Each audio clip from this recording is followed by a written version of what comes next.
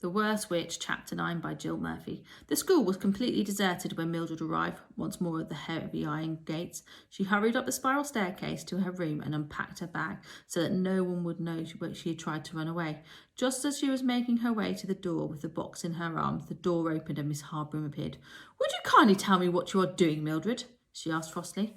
"I have just watched you creeping up the corridor, complete with broomstick, cat, bag and this cardboard box. Is it too much to ask for an explanation?" "Oh, no, Miss Hardbroom," replied Mildred, holding the box up in front of her former mistress to see its contents. "You see, I found a crowd of witches on the mountainside. They were planning to take over the school and change you all into frogs, and they were making an invisibility potion so you wouldn't be able to see them, so I turned them all into snails and bought." Her words trailed into silence as she saw the expression on Miss Hardbroom's face. Obviously, her former mistress didn't believe a word. "I suppose these are the witches," she said bitterly, pointing to the snails which were huddled up in one corner of the box. "Yes, they are," Mildred insisted desperately. "I know it sounds a peculiar story, Mrs. Hardbroom, but you must believe me. Their broomsticks and cauldrons and things are still in the clearing where I found them really." "Well, you'd better show the creatures to Miss Cackle," said Miss Hardbroom nastily. "Go and wait in Miss Cackle's office while I fetch her, and I hope this isn't any sort of a joke, Mildred. I seem to remember you were already in a considerable amount of trouble." Mildred was perched nervously on the edge of a chair in the headmistress' office when Miss Hardbroom returned with Miss Cackle, who was wearing a grey dressing gown and looked half asleep. "These are they," stated Miss Hardbroom, pointing to the box on the desk. Miss Cackle sat down heavily in her chair and looked first into the box and then at Mildred. "Mildred," she said in a dramatic tone, "I am still suffering from my public humiliation last night.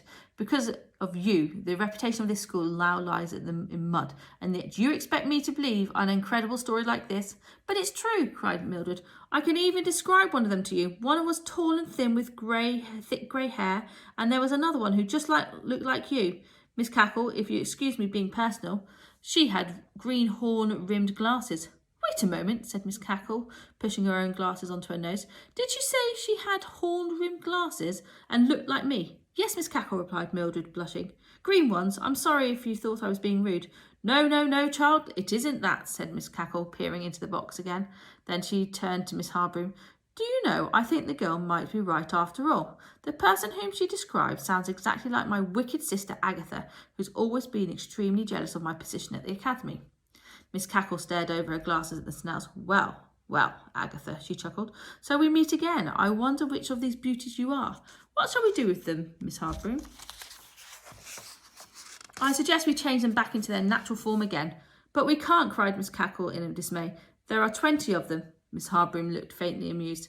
"May I point out," she said, "paragraph 5 of rule number 7 in the Witches' Code, which states that anyone having been changed into any type of animal by another witch for purposes of self-defense cannot, on being changed back again, practice any form of magic against their captor. In other words, they must admit defeat." Miss Cackle looked embarrassed. "Oh, yes," she said brightly. "I remember now. It slipped my mind for the moment. Did you hear that, Agatha?" "Do you think they can hear us, Miss Hardbroom?" "Most certainly," replied Miss Hardbroom. "Perhaps you could line them up on your desk and ask your sister to step forward." "What a splendid idea," said Miss Cackle, who was beginning to enjoy herself. "Help me, Mildred, my dear." They lined the snails up on the desk, and Miss Cackle asked Agatha to step forward. One snail shuffled rather reluctantly out of line. "Listen, Agatha," said Miss Cackle. "You must admit that you don't really have much choice. If you were to agree to abide by the Witches' Code, then we can change you back, but not otherwise. If you agree to go back into line so that we know that you want us to do it." The snails shuffled back into line again. Miss Hardbroom spoke the words of the spell which released them, and suddenly the room was full of witches, all looking furious and talking angrily at the same time. The noise was terrible. "Will you be quiet at once?" commanded Miss Cackle. She turned to Mildred, who was still perching on a chair. "You may go back to bed, Mildred, and in view of what you have done for the school this morning, I think we'll have to forget about that interview we were to have with Miss Hardbroom and myself this afternoon. Don't you agree, Miss Hardbroom?" Miss Hardbroom raised one eyebrow, and Mildred, her heart sank.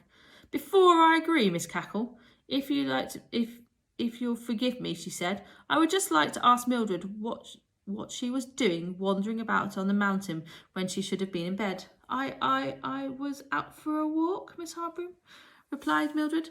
And you just happen to have your spell book with you? Yes, agreed Mildred unhappily.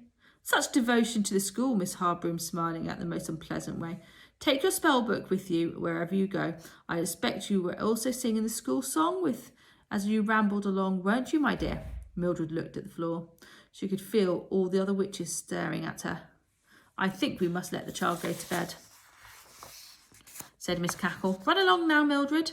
Mildred shot out of the room before her form mistress could say anything else, and she was in bed in 5 seconds.